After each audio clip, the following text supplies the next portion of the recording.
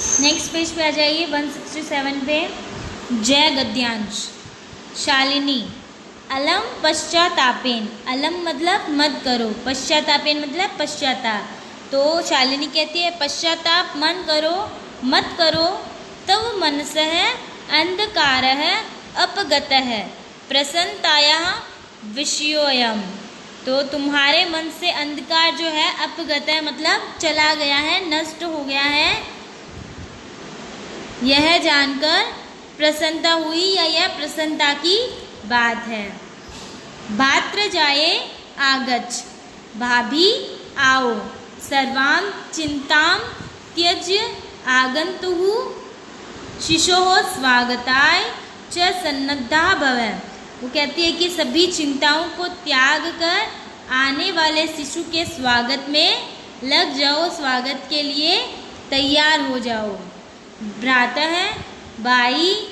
त्वमपि तुम भी प्रतिज्ञां कुरु, प्रतिज्ञा करो। कन्यायाः रक्षणे तस्याः पाठने दत्तचित्तः स्थास्यसि। पुत्रीं रक्ष, पुत्रीं पाठय इति सर्वकारस्य घोषणेयं तदेव सार्थिका भविष्यति यदा वयं सर्वे मिलित्वा चिंतनमिदं यथार्थ रूपं करिष्यामः। तो वो कहती है कि भाई तुम भी प्रतिज्ञा करो। कन्याया रक्षणे मतलब लड़कियों की रक्षा करने, तस्या पाठने उन्हें पढ़ाने के लिए, दत्तचित्त स्थास्यसि। दत्तचित्त मतलब दृढ़ निश्चय, स्थास्यसि मतलब रहोगे, कि तुम लड़कियों को रक्षा करने और पढ़ाने के लिए दृढ़ निश्चय रहोगे। पुत्रीं रक्षम, पुत्रीं पाठ्यम मतलब बेटी पढ़ाओ और बेटी पढ़ाओ, बेटी बचाओ और बेटी पढ़ाओ। पुत्रीं रक्षा मतलब बेटी बचाओ और पुत्रीं पाठ्य मतलब बेटी पढ़ाओ। इति सर्वकारस्य घोषणेयम् यह सरकार की घोषणा, तदेव सार्थिका तभी सार्थक भविष्यति होगी, यदा जब वयं सर्वे हम सब मिलित्वा मतलब मिलकर, चिंतनम इदम यथार्थ रूपम करिष्यामः हम इसका चिंतन सही रूप में करेंगे। तो वो कहती है कि भाई तुम भी प्रतिज्ञा करो कि तुम लड़कियों की रक्षा करोगे और उन्हें पढ़ाने में दृढ़ निश्चयी रहोगे। और सरकार की जो घोषणा है बेटी बचाओ और बेटी पढ़ाओ, यह भी तभी सार्थक होगी जब हम सब मिलकर इसके बारे में सोचेंगे। आगे आ जाइए, लास्ट है जय। लास्ट है जय। या गार्गी श्रुत चिंतने नृपनये पांचालिका विक्रमे। या मतलब वेद के चिंतन में गार्गी और राजा विक्रम के न्याय में पुतलियाँ। पांचालिका मतलब पुतलियाँ।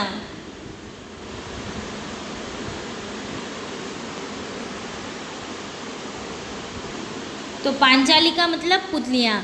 तो वेद के चिंतन में गार्गी और नृपनय मतलब राजा, और राजा विक्रम के न्याय को पुतलियाँ।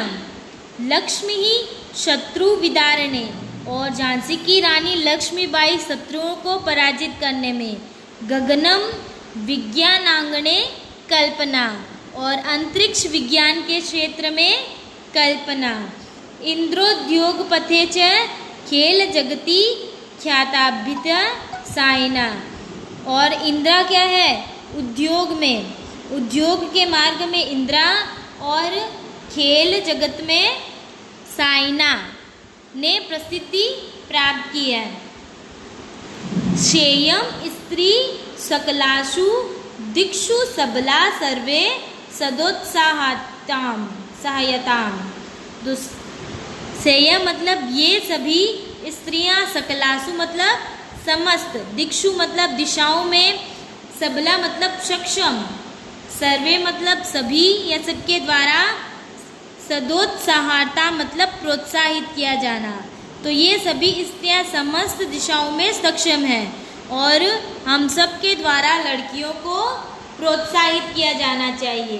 तो वो कहती है कि जिस प्रकार वेद के चिंतन में गार्गी, राजा विक्रम के न्याय को बताने में पुतलियाँ और शत्रुओं को पराजित करने में लक्ष्मीबाई, अंतरिक्ष विज्ञान के क्षेत्र में कल्पना चावला, उद्योग के रास्ते में इंदिरा और खेल जगत में प्रसिद्धि प्राप्त करने वाली साइना, इन सभी स्त्रियों ने समस्त दिशाओं में प्रसिद्धि प्राप्त की है, सभी दिशाओं में सक्षम है।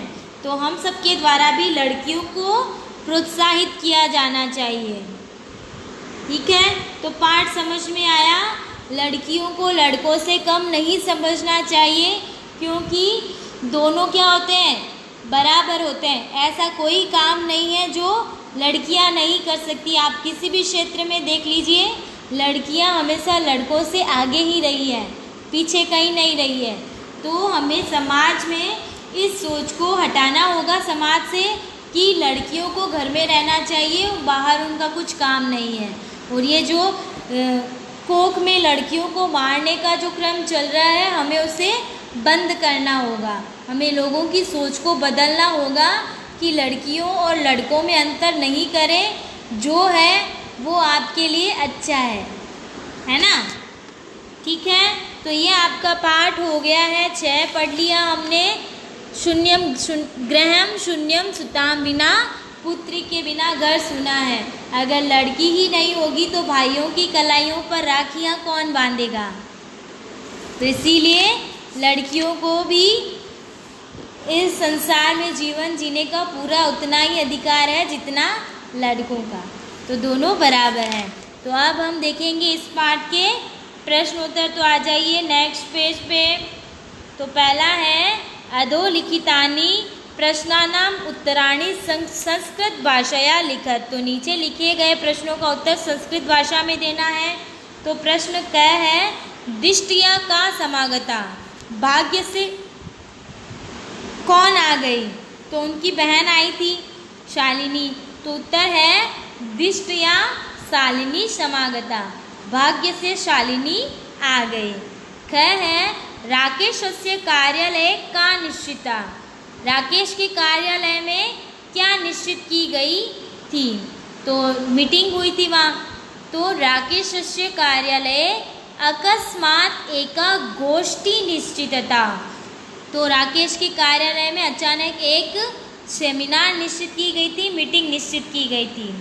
राकेश है शालिनीम कुत्र गंतुम कथयति, राकेश शालिनी से कहाँ जाने के लिए कहता है।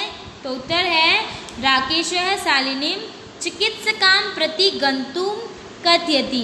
तो राकेश शालिनी से चिकित्सका के पास जाने के लिए कहता है। घ सायंकाले भ्राता कार्यालयात आगत्य किम करोति, सायं के समय भाई कार्यालय से आकर क्या करता है। तो उत्तर है सायंकाले भ्राता कार्यालयात आगत्य हस्तपादादिकं प्रक्षाल्य वस्त्राणि परिवर्त्य दीपं प्रज्वाल्य भवानी स्तुतिं करोति।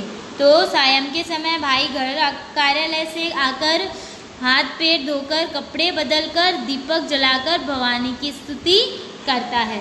ड है राकेश है कस्यः तिरस्कारं करोति, राकेश किसका तिरस्कार करता है। राकेश है सृष्टे उत्पादिन्यः शक्यः कन्याया तिरस्कारं करोति, राकेश सृष्टि को उत्पन्न करने वाली शक्ति कन्या का तिरस्कार करता है। च है शालिनी भ्रातरम काम प्रतिज्ञा कर्तुम कथयति, शालिनी भाई से क्या प्रतिज्ञा करने के लिए कहती है। शालिनी भ्रातरम कन्यायाः रक्षणे तस्याः पाठने दत्तचित स्थास्यसि पुत्रीं रक्ष पुत्रीं पाठ्य इति सर्वकारस्य घोषणां सार्थकां कर्तुं प्रतिज्ञाये कथयति। तो शालिनी भाई से कन्या के रक्षण करने में, उसको पढ़ाने में क्या हो, दृढ़ निश्चय हो और बेटी बचाओ और बेटी पढ़ाओ इस सरकार की घोषणा को सार्थक करने की प्रतिज्ञा के लिए कहती है। उसके बाद है प्रश्न 2, अधोलिखित प्रदानाम संस्कृत रूपम लिखत। तो ये जो शब्द दे रखे हैं इनके संस्कृत रूप लिखने हैं। तो कोक का क्या है? कुक्षी। तत्सम रूप लिखने हैं ना, कोक का कुक्षी, सात का सह या सार्धम, गोद क्रोड है, भाई का भ्राता, कुआं का कूप, दूध का दुग्धम या क्षीरम। ठीक है। उसके बाद है प्रश्न 3। इसमें क्या है? उदाहरण मनुसृत्य कोष्टक पदतेषु पदेषु तृतीया विभक्ति प्रयुज्य रिक्त स्थानानि पूरयत। तो उदाहरण का अनुसरण करके कोष्टक में दिए गए शब्दों में तृतीय विभक्ति का प्रयोग करके रिक्त स्थान बनना है। मतलब यहाँ पास ये जो कोष्टक दे रखे हैं इनकी तृतीय विभक्ति बना के फिर उसको ब्लैंक में फिल करना है। जैसे उदाहरण में दिया है मात्र, तो पुत्री से गच्छति, तो मात्र का तृतीय विभक्ति होती है मात्रा, तो आ गया मात्रा से पुत्री गच्छति।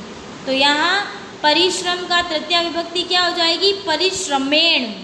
तो यहाँ आ जाएगा परिश्रमेण विना विद्या न लभ्यते।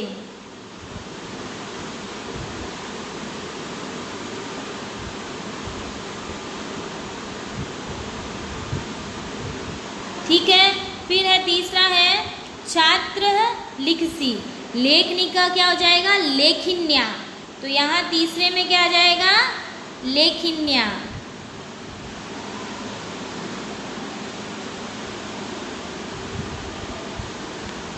चौथा है सूरदास है, अंध है आसित, तो नेत्र का क्या हो जाएगा? नेत्राभ्याम।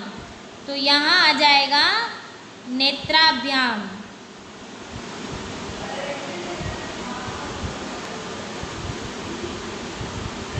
घ में क्या आएगा?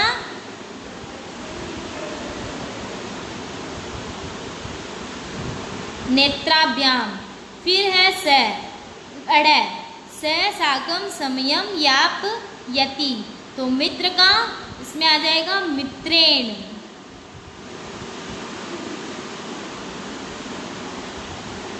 ठीक है। तो ये आपका यहाँ तक हो गया। अब आते हैं हम नेक्स्ट पेज पे।